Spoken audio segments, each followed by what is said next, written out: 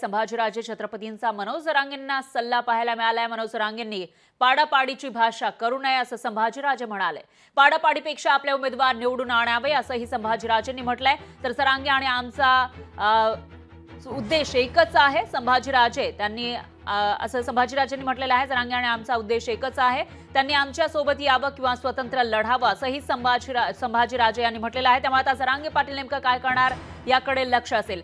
जरांगे पाटील मराठा आंदोलक, त्यांनी उपोषण केलं आहे 6 वेळा मराठ्यांच्या ओबीसी मधील आरक्षणासाठी। तर त्यांच्या उपोषणाला संभाजीराजेंनी भेट दिलेली होती, पण आता संभाजीराजे यांनी तिसरी आघाडी उघडलेली आहे आणि अशामध्ये जेव्हा जरांगे पाटील पाडापाडीची भाषा करतात, लोकसभेच्या आधी सुद्धा त्यांनी भाषा केली होती तशी आणि आता विधानसभेच्या आधी तशी भाषा करताना दिसून येत आहेत। त्या पार्श्वभूमीवर आता संभाजीराजे छत्रपती यांनी जरांगे पाटलांना हा सल्ला दिला।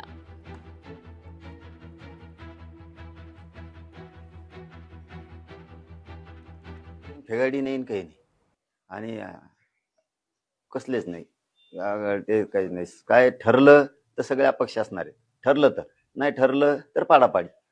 पण आंबेडकर साहेबांची जी भावना आहे ती त्यांची भावना आहे, समजा माझ्याविषयी ती समाजाची पण भावना आहे।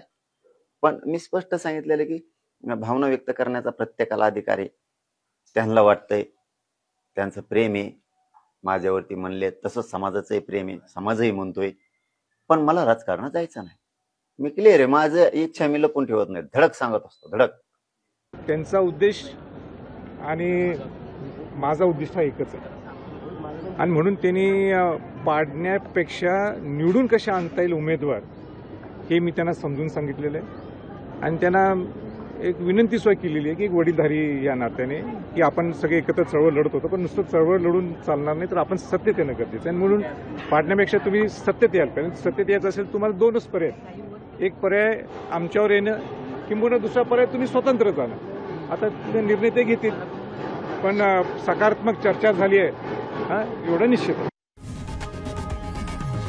लोकशाही मराठी ऐका, पहा, जागरूक रहा।